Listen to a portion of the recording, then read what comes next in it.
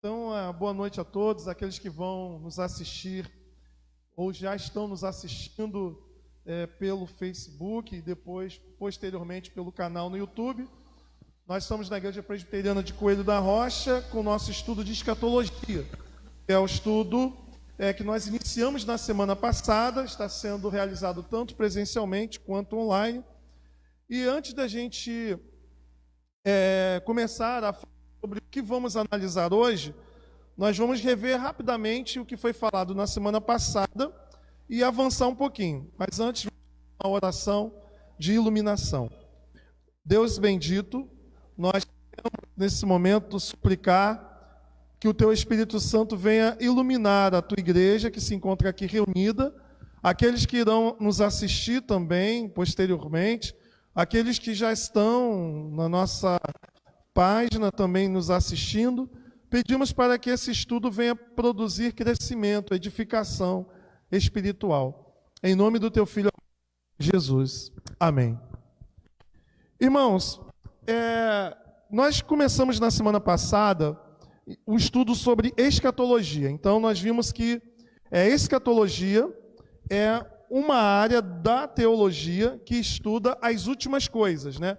Então, a palavra escatologia quer dizer escatos, último, e logia quer dizer estudo. Então, estudo das últimas coisas. Então, não vou me prender muito em explicar, porque já falamos na semana passada. Se houver dúvida, é só ir lá na nossa página, vai ter acesso. Então, nós vimos que a escatologia ela pode ser individual, ou seja, algo pessoal, particular, né, que acontece com a gente depois que a gente morre, e a escatologia geral, ou do cosmo, que tem a ver com aquilo que vai acontecer com o mundo, com a humanidade de modo geral e com a Terra, com o universo. Então, tanto a escatologia individual quanto a escatologia geral vai trabalhar a questão das últimas coisas. Porém, nós, quando olhamos, por exemplo, para a escatologia individual, nós devemos pensar da seguinte maneira: quando eu morro aqui, o que acontece comigo? Outra questão: quando Cristo voltar, como que vai ser? Existe céu, inferno? A pessoa que morre agora, ela já está no céu? Ela já está no inferno? Existe purgatório? Ou seja, todas essas questões, elas são trabalhadas na escatologia individual. E a questão do que vai acontecer com a Terra, se a Terra vai ser destruída, se a Terra vai acabar, se vai ser um novo paraíso, ou seja, aquelas questões que surgem, né, dúvidas que nós temos sobre... Trocar aqui de microfone que está falhando isso. Aquelas questões que surgem do tipo, e no céu, vamos reconhecer os nossos entes queridos, né? Tudo isso está dentro da questão da escatologia individual e também da escatologia do cosmo, que fala das últimas coisas do universo. E aí, então, essa imagem ilustrativa da volta de Cristo. E aí falamos um pouquinho sobre algumas considerações do tipo, por que nós devemos estudar a escatologia? Qual é a importância? Vimos que uma das principais necessidades do discurso escatológico vem da teodiceia. O que é teodiceia? É aquilo que eu falei para vocês, que geralmente o não crente, principalmente, acaba nos colocando na parede, fazendo a seguinte pergunta: Deus é bom? Deus é todo-poderoso? Se Deus é bom e é todo-poderoso, por que existe o mal? Como nós podemos lidar com a questão do mal, tendo em vista que Deus é bom e todo-poderoso? Então, muita gente, principalmente o ateu, ele traz esse seguinte argumento: olha, se Deus existe e é todo-poderoso, então ele não é bom, porque ele está permitindo as coisas ruins acontecerem. Ou vou dizer assim: não, se Deus é bom, então ele não é todo-poderoso, porque ele não consegue evitar o mal de acontecer.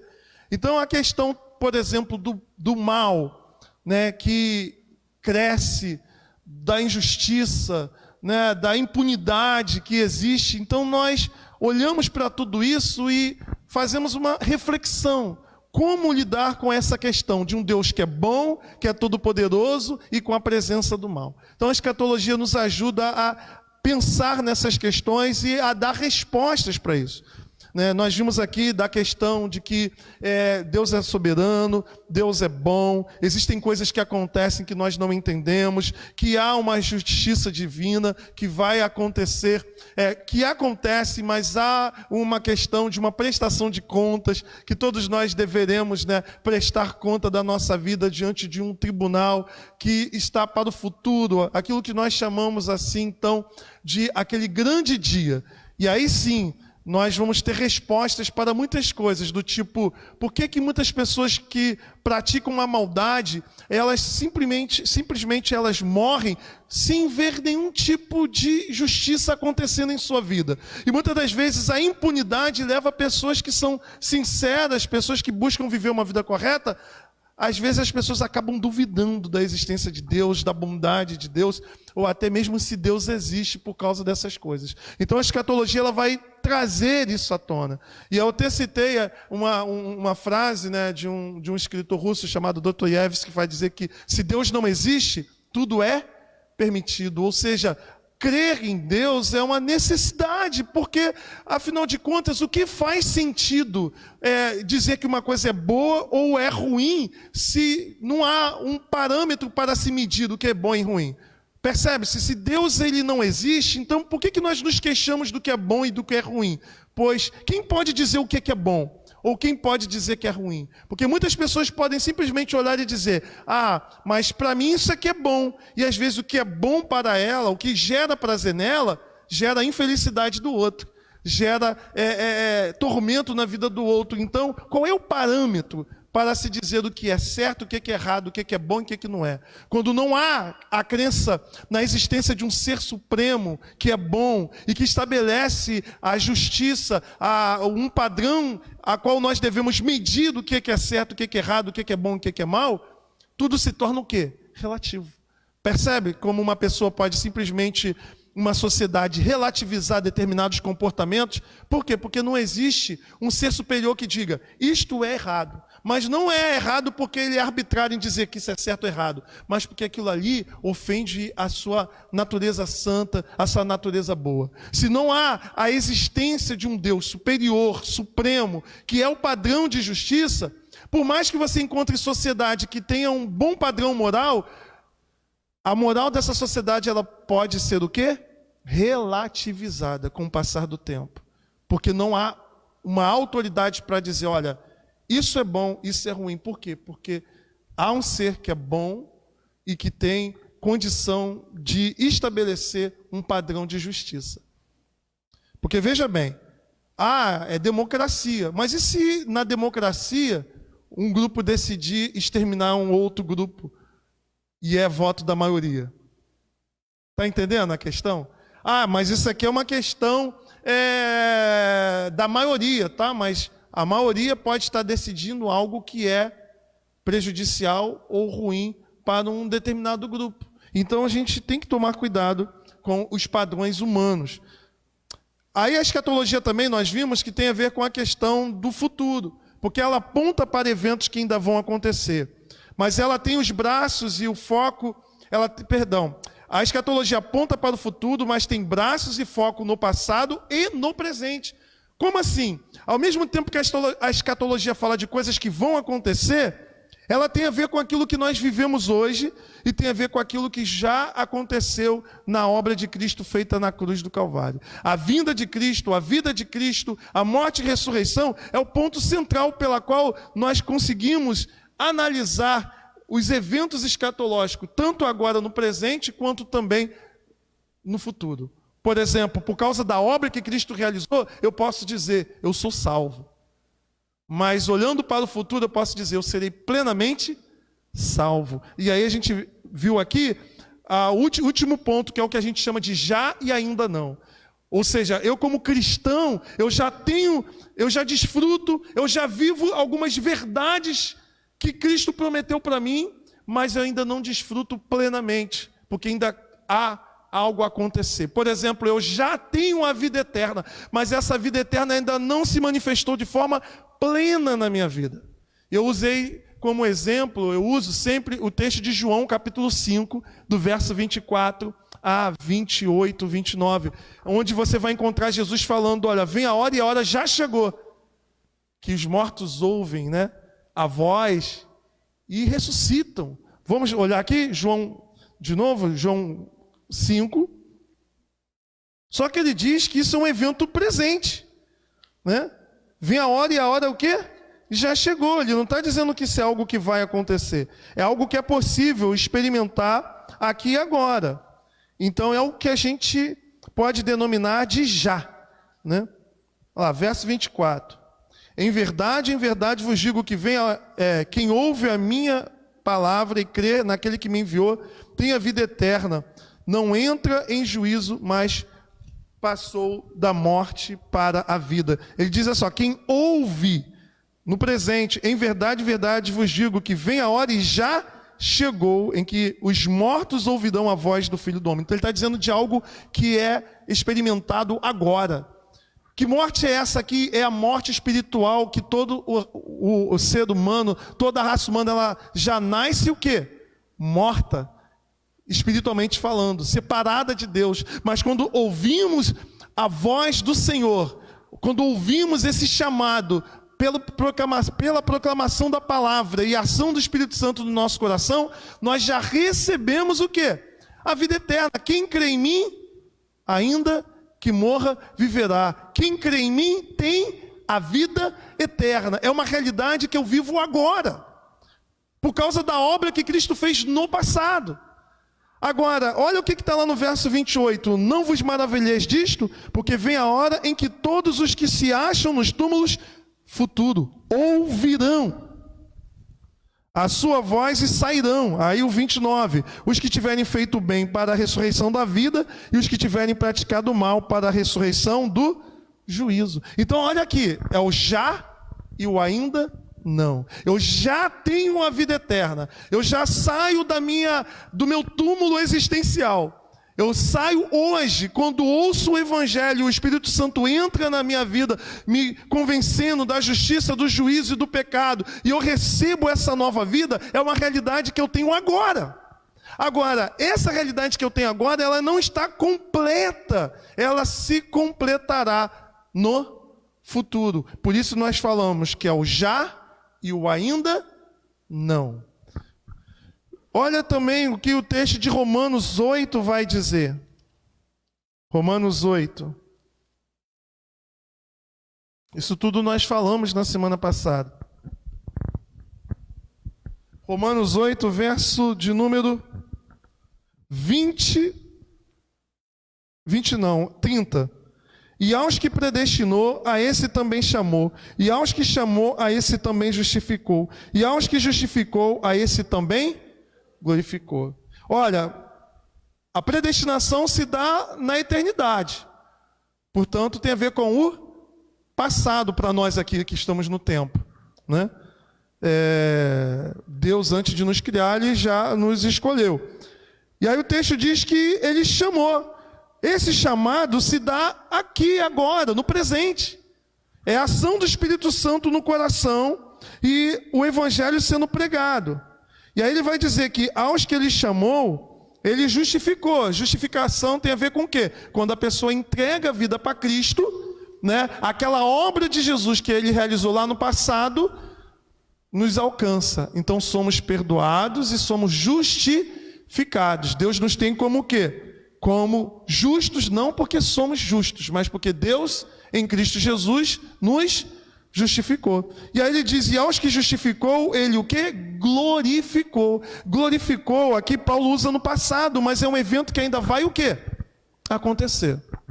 Portanto, eu posso dizer que eu fui salvo por meio da obra de Cristo na cruz. Eu estou sendo salvo, que é a santificação, esse processo pela qual o pecado, o poder do pecado, ele vai perdendo força na minha vida. Porque veja bem, antes da salvação, antes de eu ter vida com Cristo, eu sou escravo do pecado. Todos nós. Mas quando nós entregamos a nossa vida para Cristo, recebemos Cristo como nosso Salvador, Paulo vai dizer que o pecado não tem mais o quê? Domínio sobre nós.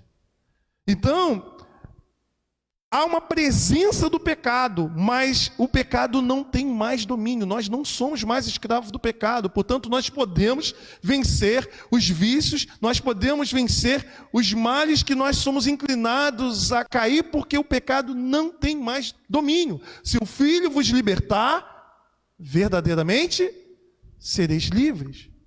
Porém, lá no futuro, na glorificação, nós seremos libertos do quê? Da presença do pecado. Então, na justificação, eu sou liberto do quê? Do poder do pecado. Na santificação, na justificação, eu sou liberto da condenação.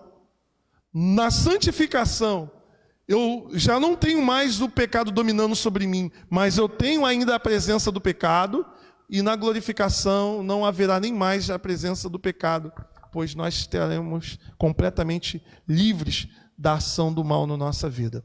Então, tudo isso tem a ver com o já e o ainda? Não. E aí nós falamos também na semana passada sobre a apocalíptica, que é um movimento, que surgiu lá no ano mais ou menos 200 a.C. e terminou no ano 100 depois de Cristo, que foi um movimento que tinha algumas características particulares. Foi um movimento que tinha uma característica de olhar para o mundo como uma grande luta, como uma grande batalha cósmica. Eles produziram literaturas, várias literaturas, e o nome Apocalipse acabou sendo um nome dado a todos os tipos de literaturas que tinham o mesmo gênero literário que o livro do Apocalipse, que foi um livro muito popular na igreja do primeiro século. Então, a apocalíptica é um movimento cultural que exerceu uma forte influência tanto sobre os judeus quanto também sobre os cristãos. E o que você tem presente nesse movimento? A visão de luta, dualismo, a compreensão de que as batalhas que nós enfrentamos aqui são batalhas que têm a ver com questões espirituais, e a esperança de um Messias, de um Salvador. E aí nós vimos, sobre o livro do Apocalipse, nós vimos uma fala aqui do pastor Ariovaldo Ramos, que ele diz o seguinte, que o Apocalipse, a palavra Apocalipse quer dizer revelação, significa que o Apocalipse é quando Deus intervém no meio do seu povo e reaviva o seu projeto de redenção. Ou seja, geralmente as literaturas apocalípticas, elas surgem em contextos em que o povo está sofrendo perseguição, em que há a força do Estado, por exemplo, oprimindo o povo, impedindo o povo de cultuar a Deus, oprimindo em relação a questões sociais. Então o povo sem esperança, muitas das vezes, o povo sendo esmagado pela injustiça social, por um Estado tirânico, ou por uma tentativa de levar o povo a adorar falsos deuses, como várias vezes o povo de Israel teve essa experiência. O Apocalipse é como se fosse o quê? Uma forma de reavivar no coração do povo a esperança de que o libertador virá,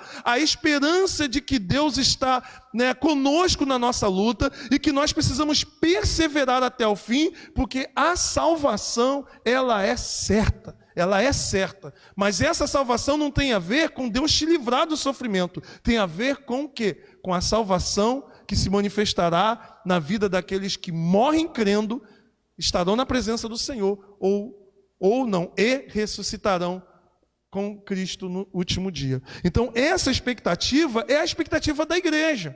Você vai ver que o Apocalipse, ele é, na verdade, um livro que traz para nós esperança de que mesmo no dia mau, mesmo diante da perseguição, mesmo diante do sofrimento, nós devemos contar com a presença de Deus nos fortalecendo a resistir toda a pressão contra nós. Essa é que é a ideia. O Apocalipse vai nos chamar a atenção para um grande conflito. Satanás, a velha serpente e seus seguidores, versus Cristo, o Cordeiro, e seus seguidores. A diferença é que nós já sabemos o resultado, a diferença dessa batalha que vai ser narrada no livro do Apocalipse, é que essa batalha nós já sabemos quem é vitorioso. Nós já sabemos aonde está a vitória.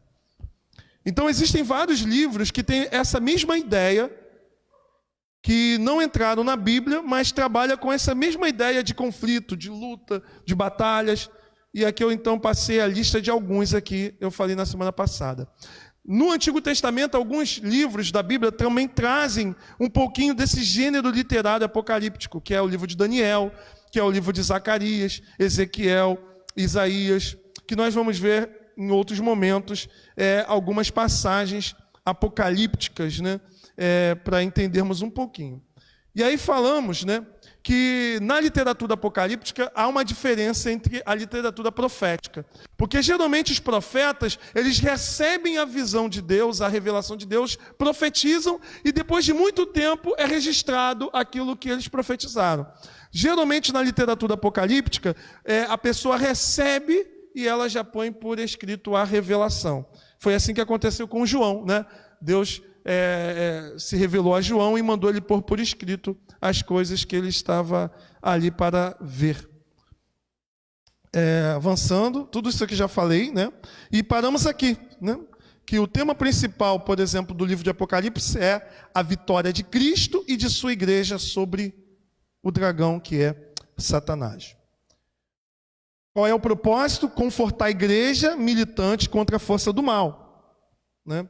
Aí agora a gente vai entrar um pouquinho no nosso estudo de hoje. Gente, qual é a ideia aqui?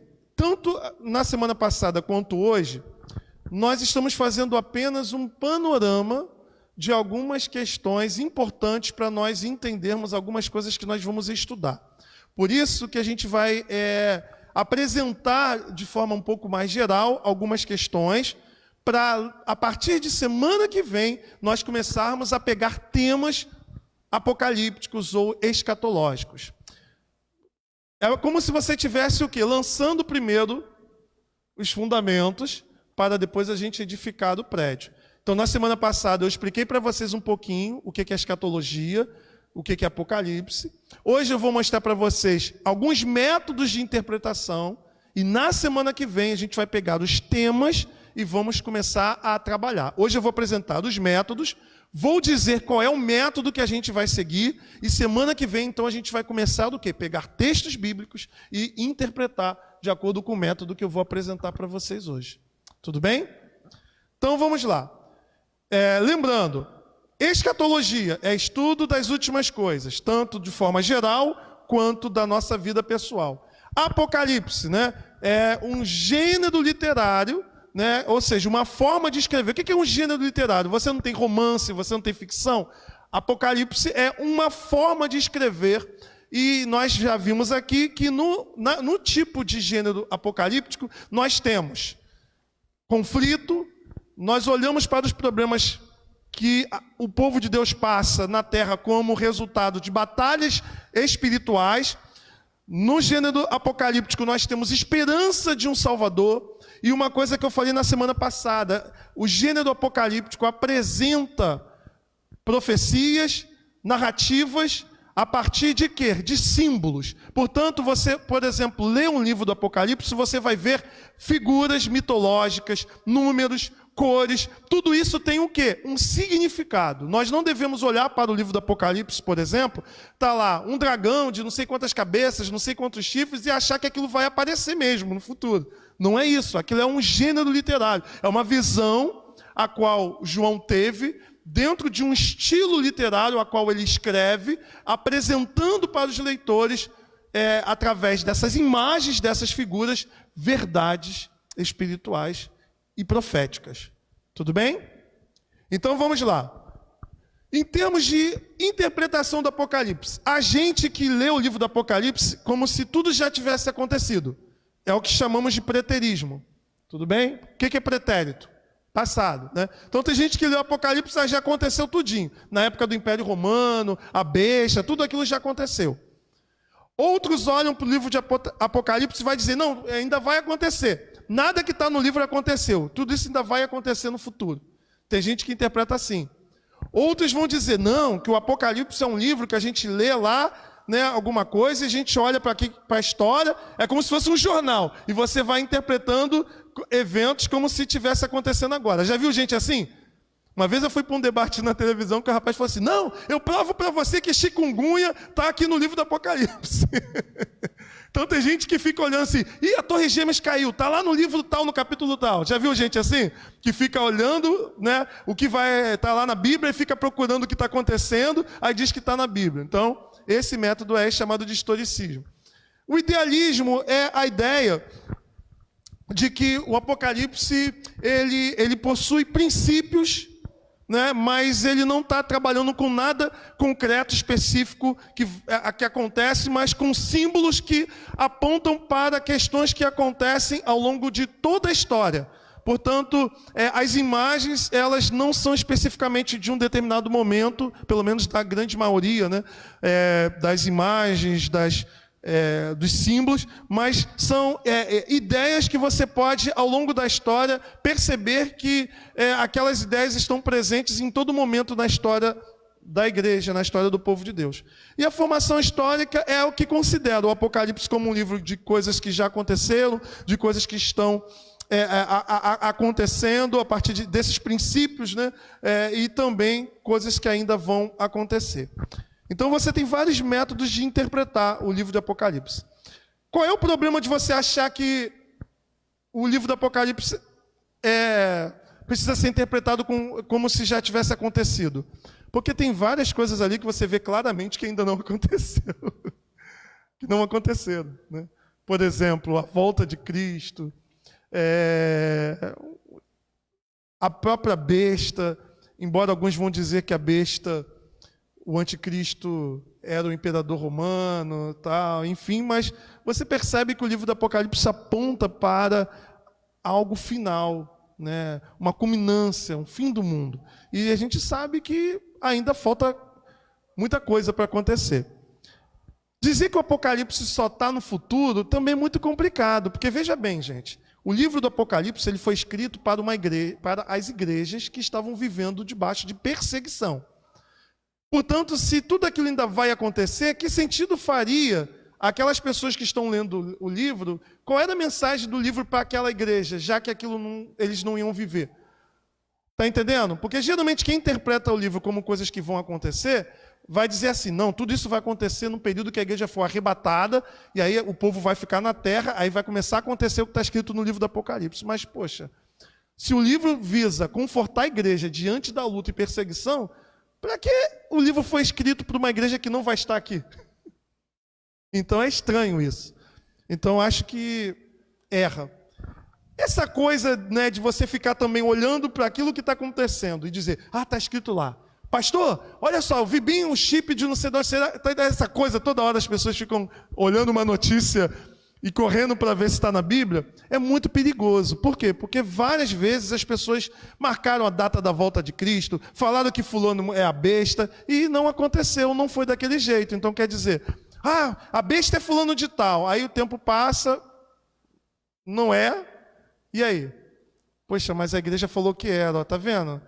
Então é perigoso você ficar olhando para eventos específicos e dizer que aquilo ali está se cumprindo no livro do Apocalipse.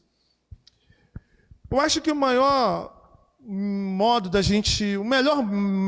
gente entender o Apocalipse é entender que o livro ele fez sentido para a igreja que leu, faz sentido para a igreja ao longo do tempo, faz sentido para aqueles que ainda vão ler. Por quê? Porque o conflito ele já existe desde o Jardim do Éden.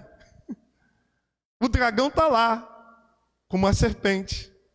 A promessa daquele que vai esmagar a cabeça da serpente, que o livro do Apocalipse vai chamar de dragão, também já está lá no Gênesis, não é isso? Que a semente da mulher esmagará a cabeça da serpente. Portanto, entender que esse conflito ele já existe desde que mundo é mundo, e que existem forças espirituais atuando para impedir a redenção do homem, e com a vinda de Cristo há o início de uma nova era na humanidade, me parece fazer mais justiça à leitura do livro do Apocalipse. Entender que o livro fala de coisas que já aconteceram, ele resume várias vezes a história da redenção. Na semana que vem a gente vai estudar o capítulo 12, se você depois quiser, né, ler em casa para poder entender sobre a grande batalha, o grande conflito. vai ser o tema da nossa reflexão. Então você vai ver que o livro do Apocalipse ele vai narrar de coisas que já aconteceram de forma resumida. Mas você percebe também que essas verdades que estão dentro do conflito que já aconteceu, ou dos conflitos, estão presentes ao longo da história.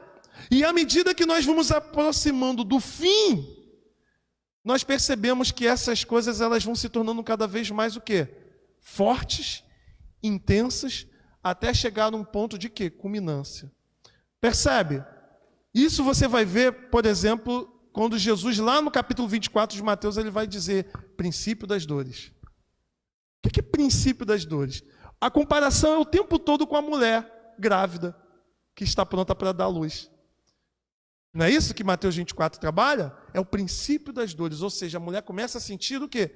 As dores, as contrações que vão levá-la a dar à luz. Quando é que começou os princípios das dores? Desde que Jesus o quê? Veio.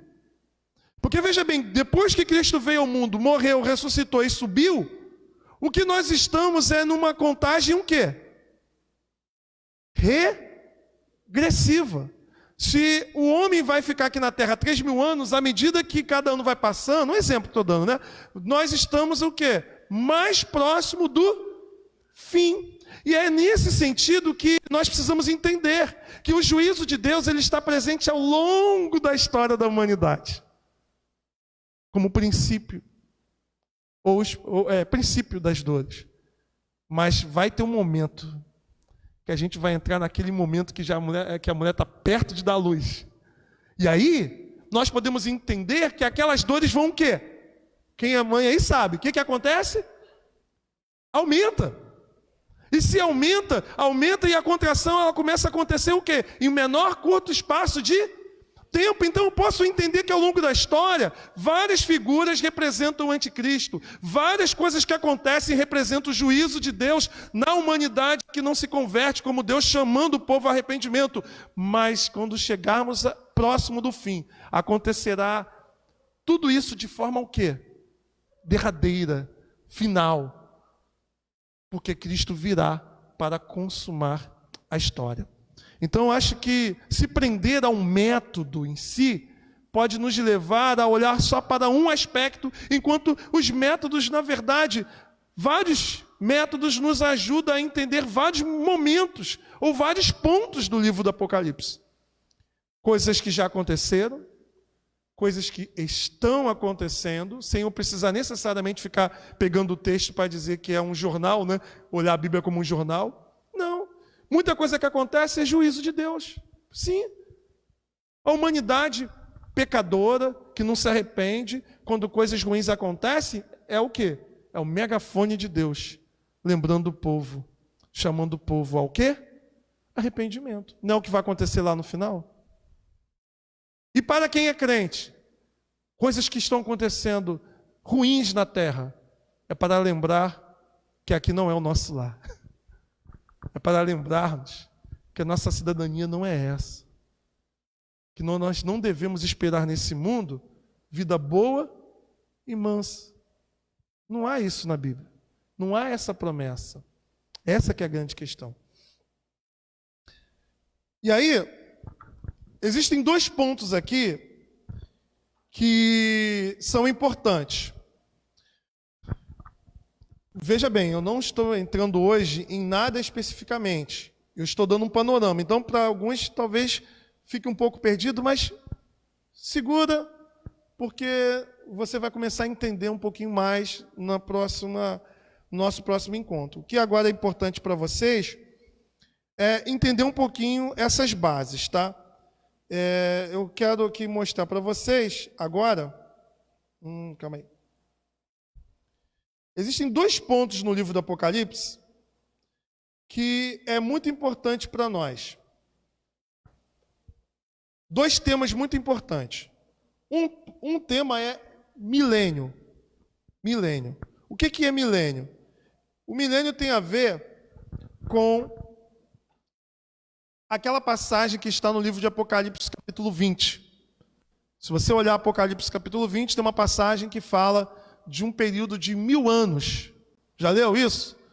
E esse período de 1000 anos seria um período em que Satanás seria preso e que Cristo governaria. Algumas pessoas entendem que o milênio é um período literal de 1000 anos em que Cristo vai vir à Terra e vai governar. Outros entendem que é um número simbólico. E aí, sendo ele simbólico, ele pode ser literal, o período, ou espiritual. Nesse sentido, há algumas correntes que se dividem. A primeira delas, é o chamado pré-milenista histórico. O que é isso? É aqueles que acreditam que a humanidade está aqui presente, vai vir a grande tribulação, Jesus vai voltar e vai inaugurar um período na Terra de 1000 anos de paz. Isso é chamado de porque vem antes, milenista, ou seja, de milênio, de 1000 anos, histórico. Há um outro grupo que é o mais famoso, mais conhecido no nosso meio, que é chamado de pré-milenista dispensacionalista. O que significa? Esse quadrinho aqui que eu vou mostrar para vocês. A maioria das igrejas evangélicas aqui no Brasil adotam esse modelo aqui de interpretação da Bíblia, que não é o modelo que nós interpretamos, acreditamos ser o mais correto. Mas por que é a maioria das igrejas? Porque eles investiram pesado em livros, seminários e filmes. Não é o modelo mais antigo. Pelo contrário, esse método de interpretação surgiu no século XIX. Surgiu no meado do século XIX.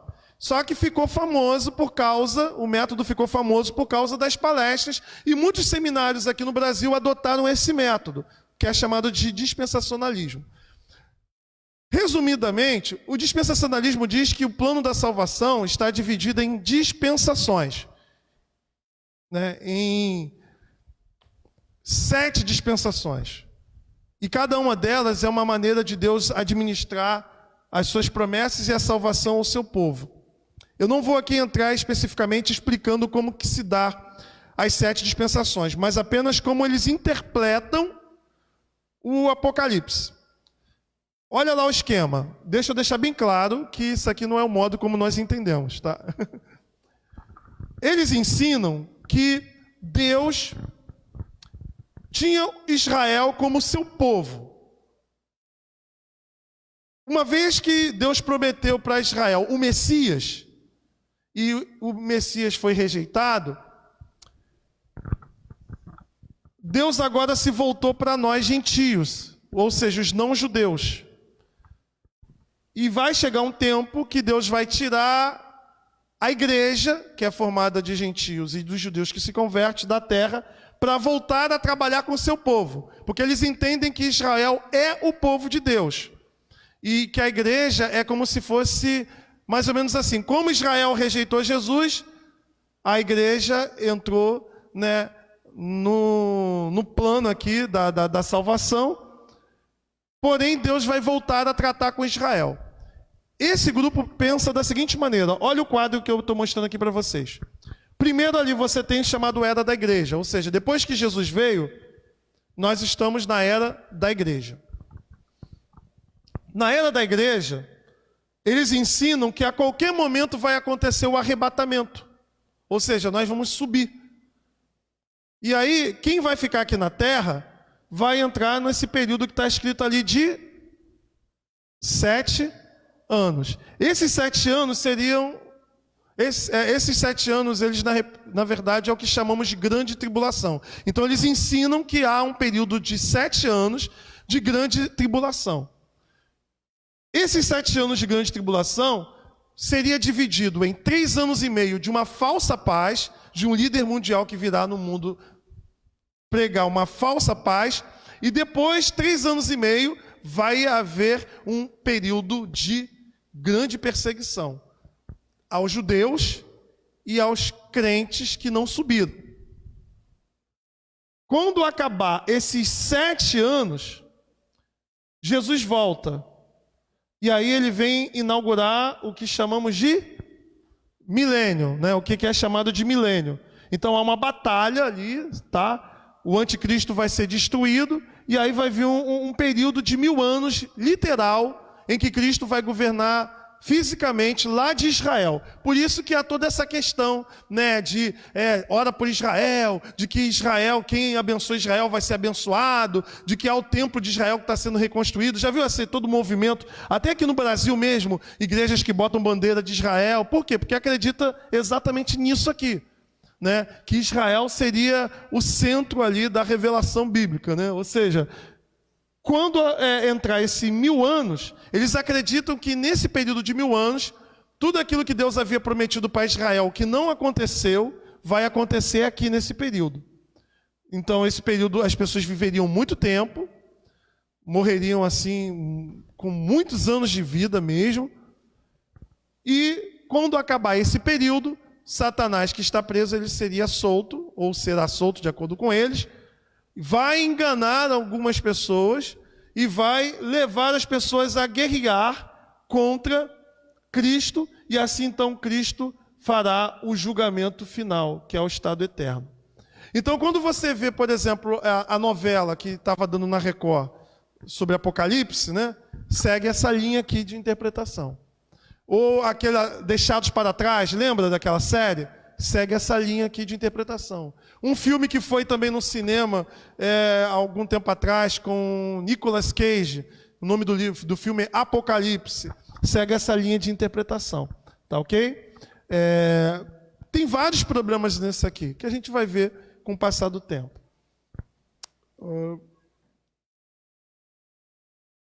Isso aqui é o premilenismo histórico que eu já falei.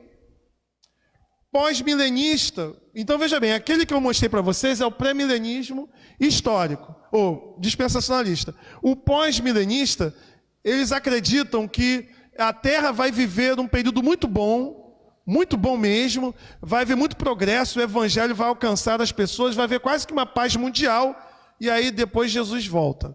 Então, assim, com relação ao milênio, o que você tem? O pré-milenista, o que é pré? Que vem antes. Acredita que Jesus vem e vai fundar um período de 1000 anos de paz. O pós-milenista, pós quer dizer depois. Acredita que o quê? Que a igreja vai evangelizar o mundo, vai haver um período de paz, e aí Jesus volta depois, né? E há o que chamamos de amilenista, que é o que nós acreditamos, tá? É o que nós cremos. E aí a gente vai explicar depois com calma ao longo dos nossos encontros. Essa é a visão que nós acreditamos. O que nós acreditamos? Primeiro, nós acreditamos que estamos na era da igreja. Deus não tem dois povos, Deus só tem um povo. Deus só tem um povo. Por quê? O homem foi criado por Deus, o homem caiu, e ele já mostrou lá na queda a sua incapacidade de se salvar. Então Deus vai fazer o quê? Vai, através da graça, administrar a salvação ao homem. Por exemplo, quando Adão pecou, o que você encontra lá no pecado de Adão? Adão se escondendo de Deus, se rejeitando, negando o próximo, né, a mulher que tu me deste, e o próprio Deus vai fazer o quê? Amaldiçoar a natureza, dizendo que a partir de muito esforço, ele extrairia, né, os frutos da terra. Ou seja, a terra passa a ser hostil à relação do homem com a terra. Então, a queda do homem, o pecado trouxe problema do homem com Deus, do homem com ele mesmo, do homem com seu próximo e do homem com a criação. E aí, quando Deus pergunta a Adão, onde tu estás? Como é que Adão se apresenta a Deus? Com folha de figueira. E o que Deus faz? Cobre Adão com o quê? Com pele de animal. O que isso significa?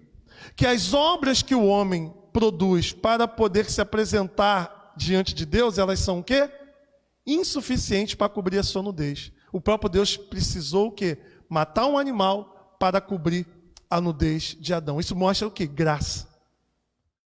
Qual é a diferença dessa visão que eu quero apresentar aqui para vocês daquela do dispensacionalismo? O dispensacionalismo trabalha com o conceito de que Deus vai administrando a salvação de várias maneiras. Aí eles vão dando nomes, né? Período período abraâmico, período adâmico, noêmico, abraâmico, mosaico, davídico, e aí chega em Cristo, milênio, enfim. Nós entendemos que não. É simples. Quando eles olham, por exemplo, para o período mosaico, eles dizem assim, é lei. Aí quando eles olham para Jesus, é graça. Então muita gente acha que o homem era salvo por meio da lei, obedecendo a lei, e em Jesus o homem é salvo por meio da graça. Esse não é o entendimento que nós temos da Bíblia. Para nós, Deus criou o homem, estabeleceu um pacto, né? Se você estiver anotando, pode anotar, né? Deus criou o homem e estabeleceu um pacto, pacto das obras. Se Adão comesse do fruto do conhecimento do bem e do mal, ele o quê?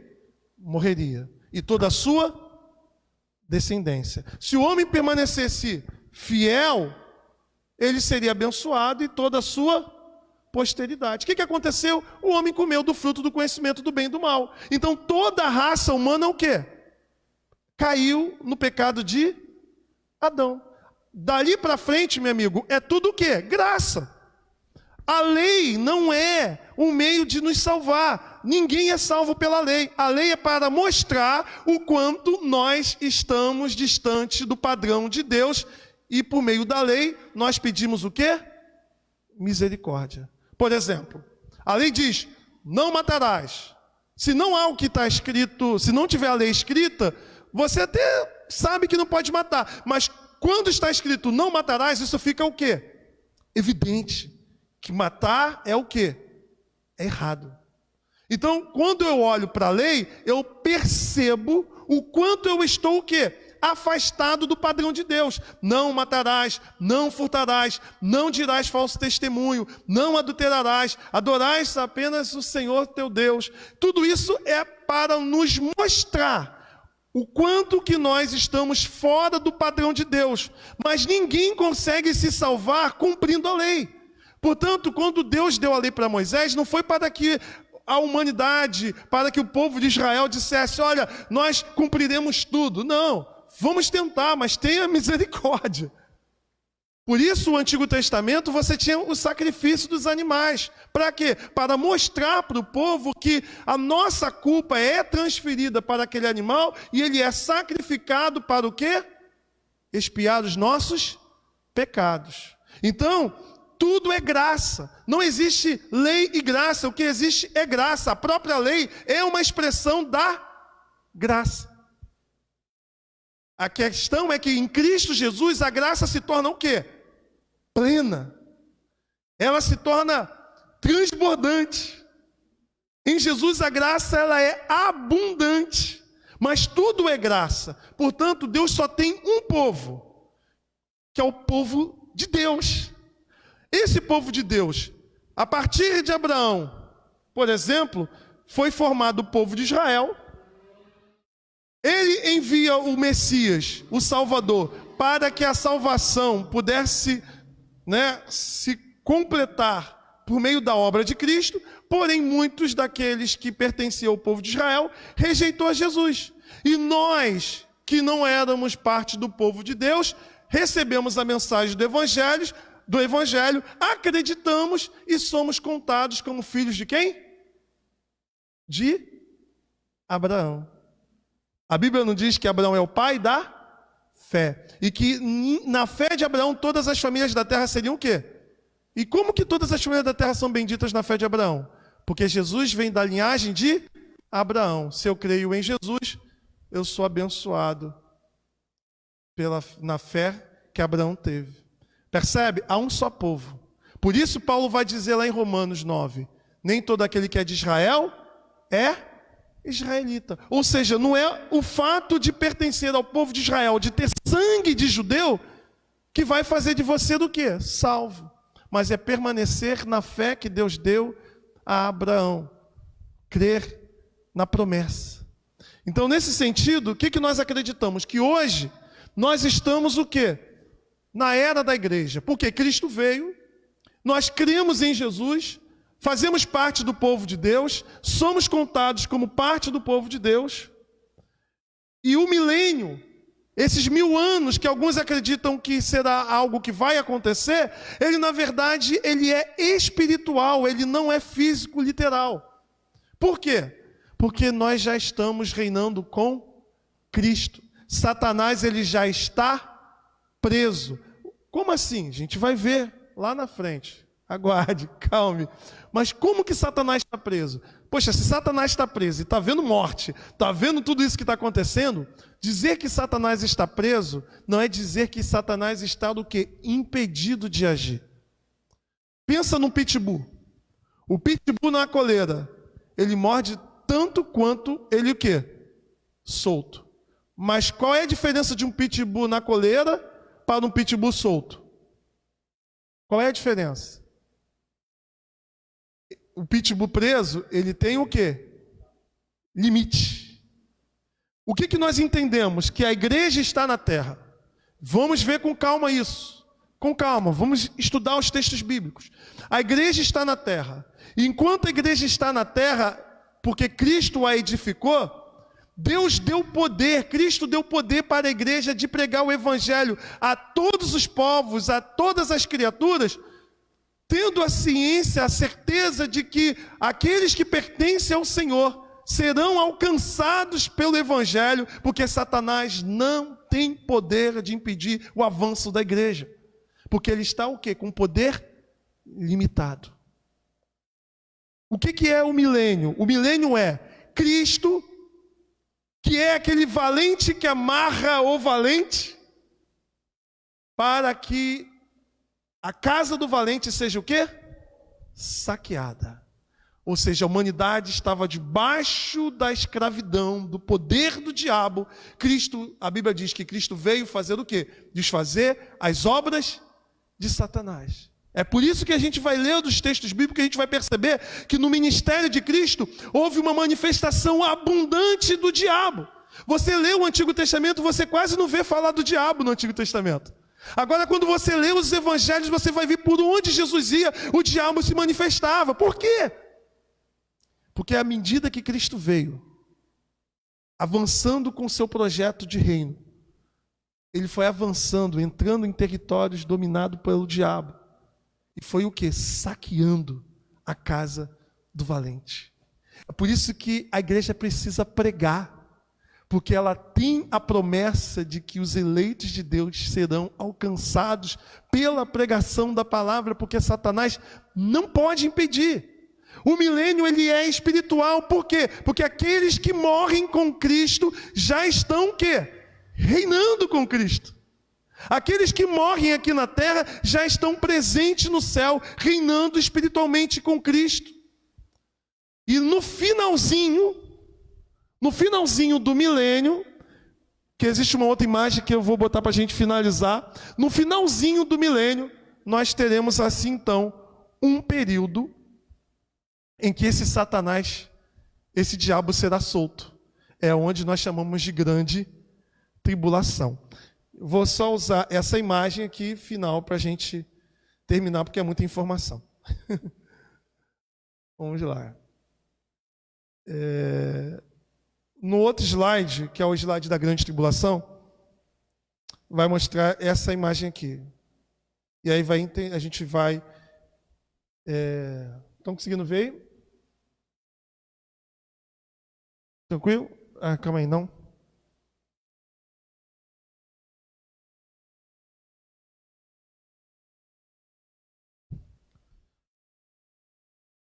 Vamos lá. Não? Como que faz aqui, Johnny? Tem um negócio aqui que arrasta, né? Eu acabei arrastando aqui. Então, veja bem, irmãos. Para a gente finalizar, né? Eu vou mostrar apenas essa imagem para a gente concluir aqui, então, a nossa visão. Foi. Consegui. Então, como que nós vamos interpretar? A partir de semana que vem, a gente vai pegar os textos bíblicos e a gente vai começar a estudar texto a texto, mas seguindo essa linha aqui de interpretação. Nós cremos que Satanás está preso. O que é Satanás preso? A gente vai ver os textos bíblicos. Satanás preso significa dizer que ele tem poder o quê? Limitado. O diabo está preso no sentido de que ele tem poder limitado.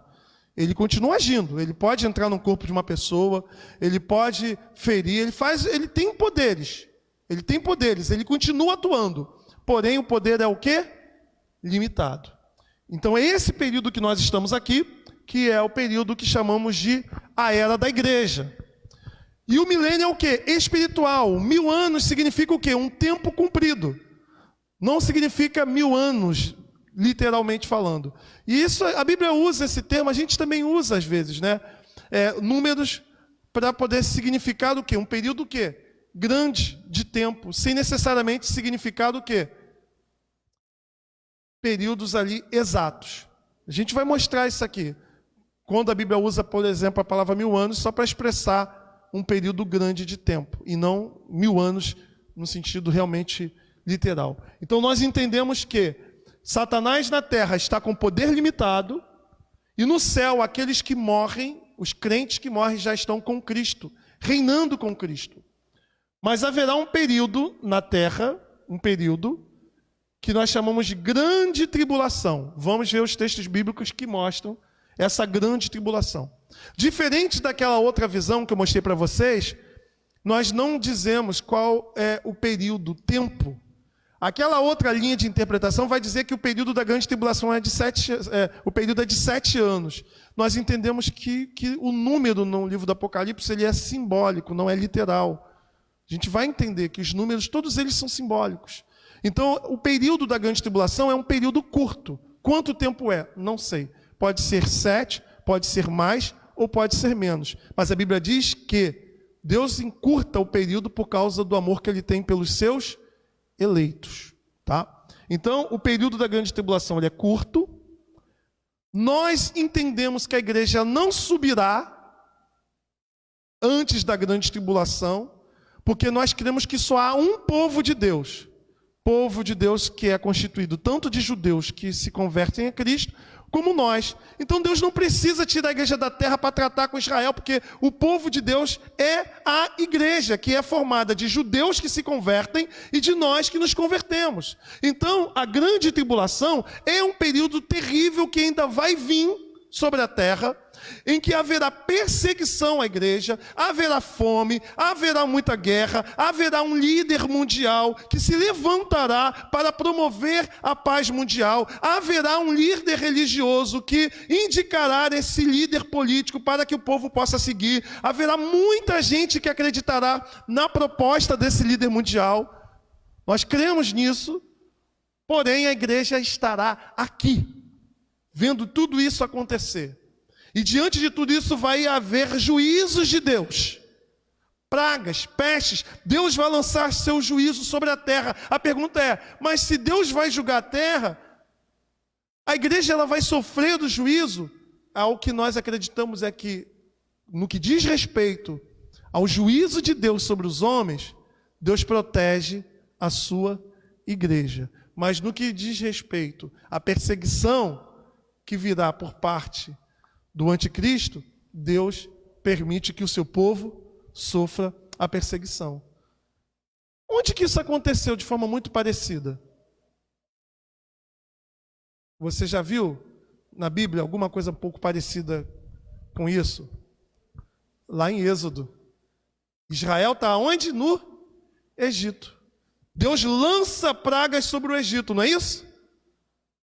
A praga que Deus lança sobre o Egito cai sobre Israel? Não. Deus guarda o seu povo. Mas e a perseguição de Faraó? Deus deixa livre o povo da perseguição?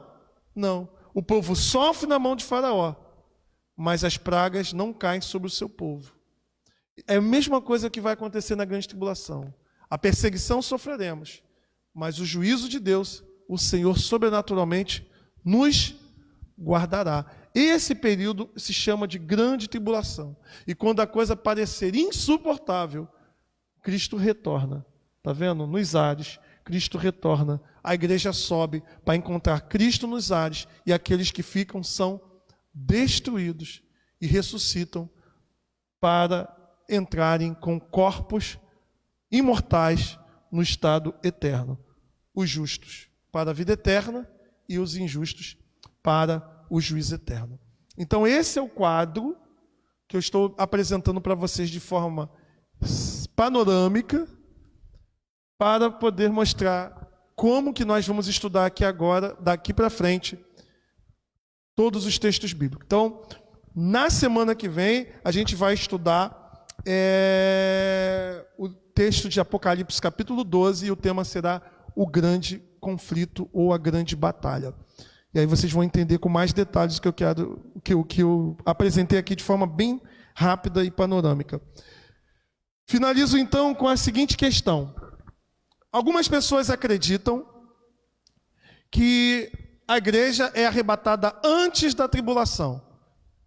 Geralmente quem defende isso são os dispensacionalistas, conforme a novela da Record, o filme Deixados para Trás. A igreja sobe. Já viu aqueles videozinhos que do nada, puf, as pessoas somem, a roupa fica, né? E o avião cai e tal. É essa visão aqui. Pré-tribulação.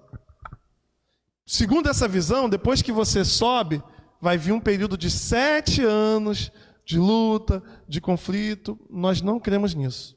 Tá? E vamos mostrar por que não. Algumas pessoas vão ensinar que a igreja ela passa pela primeira metade da tribulação, o período de falsa paz.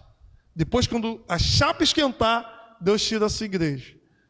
Também não cremos nisso. O que nós cremos é que a igreja vai passar por todo esse período de conflito, de luta, e só no fim Cristo volta para resgatar a sua igreja, conforme eu disse. Tá ok, irmãos? Eu sei que é muita informação, talvez às vezes fica até um pouco maçante de tanta informação, mas é importante a gente se esforçar para entender um pouquinho. Se não entendeu, pode perguntar. Também quem estiver assistindo pode colocar pergunta, eu respondo depois, na semana que vem. Mas é importante a gente lançar essa visão panorâmica e semana que vem a gente já vai para o texto e vai ficar mais fácil de entender a proposta que eu estou aqui apresentando. Então eu vou pedir, vou encerrar aqui, no caso, a transmissão e depois vou abrir para alguém que queira fazer pergunta aqui para a gente depois finalizar.